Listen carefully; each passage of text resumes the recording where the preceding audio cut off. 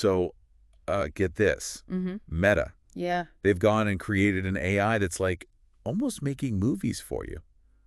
Yeah. You sent me all these articles, huh?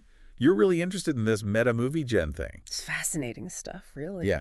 Well, let's dive in then, huh? It's everywhere you look these days. It's like everyone's talking about AI making art and writing scripts and even like composing music. But this, Yeah.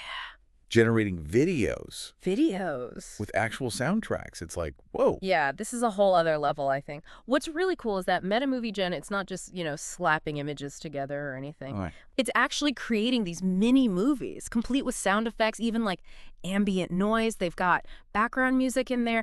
In your notes, you underlined huge leap forward, and I think you're right on the money with that one. This audio-visual thing, this combo. Yeah. It just adds this whole depth to storytelling. Like, we haven't really seen AI do this before. It's true. And like from what you were telling me, using it seems almost too easy. You just type in like a cat wearing a little tiny hat, riding a Roomba through a library, boom, an instant movie. And you're right. You can even edit existing videos or pictures, even just using like simple text commands. Right.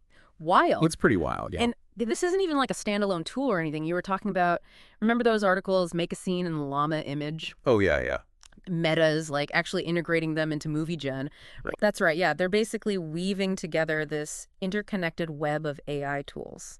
It really makes you think, are we moving toward this future where AI development is less about individual tools and it's more about building these complex collaborative systems? It's definitely both exciting and also kind of daunting at the same time, don't you think? Yeah. Because right now it's still in beta.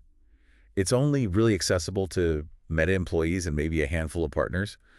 But they've said they're going to try to integrate it into, everyday apps, Reels, All right. WhatsApp. I see. Imagine the possibilities. Yeah. And also maybe some unexpected outcomes. For sure. I mean, it's almost like it's like handing somebody a super advanced filmmaking studio, but like in their pocket. And that brings up a really important point, which I know you wanted to hit on, about the ethical considerations, right? Absolutely. As this tech gets more and more powerful, easier to use, more readily available, making sure that we're using it responsibly that's huge. Absolutely. And it makes you really think, especially for creatives, for artists, for filmmakers, animators. Yeah. What does this mean for them? Is this a tool? Is it a collaborator? Or is it even maybe like competition?